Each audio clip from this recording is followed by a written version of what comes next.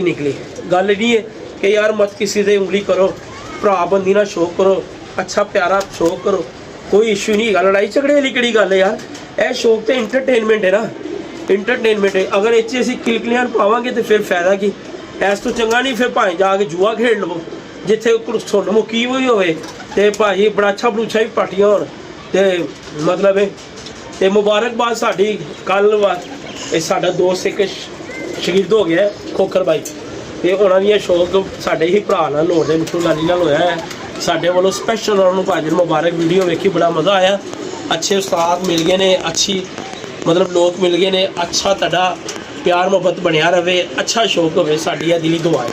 ठीक है ते बाकी भाई अपना शौक तो तुहानूं पता है। सुबह हुण असीं 3-4 कबूतर कट के जाने ने, पल्ला मारना है। एक और चढ़ के ऊपर किधर चढ़ गया? कुछ नहीं होता, वो जंगली है बेटा, चढ़ा नहीं है पहले ही ऊपर था। मैं उतारता हूँ इसको भी डंडे मार के।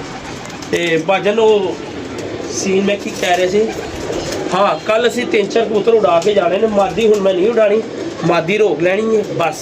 ऐसी बस इत्थे तक असीं परवाज़ां लैनियां सी। कहंदे ना पता लग जाता जानवर का ना। इंशाअल्लाह ताला हुण 8 पर दी ते अगे हो गई है ते हुण इहनूं मैं ते यार इहनूं थल्ले लै जाना, क्योंकि पट्ठी जी हैगी है सर्दी च, तुहानूं पता है चंगे भले कबूतर एवं ही हो जाते हैं।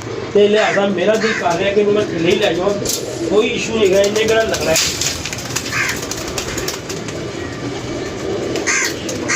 उत्ते फायदा कोई नहीं गा, उत्ते फिर भी कोई वायरस वूरस आ जाता है, थल्ले आराम नाल साफ होंदी रहेगी तो जाने ही आएगी। ठीक है भाजन, ये ले जैन बेटा एक छोटा सा काम करो मेरी जान, इसको नीचे छोड़ाएगा, छोड़ ना दी बाहर, इसने बैठना बूठना कोई नहीं है।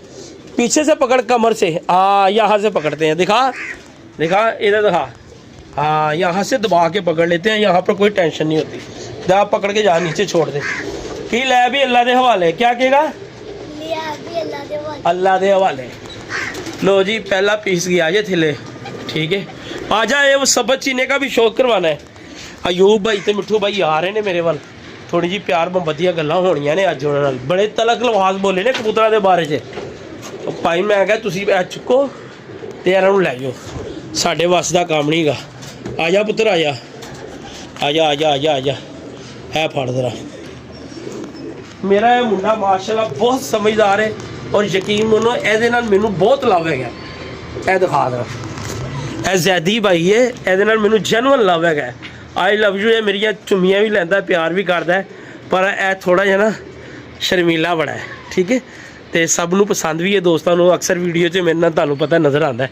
है बेटा एक कबूतर का होर शौक करवा दिए।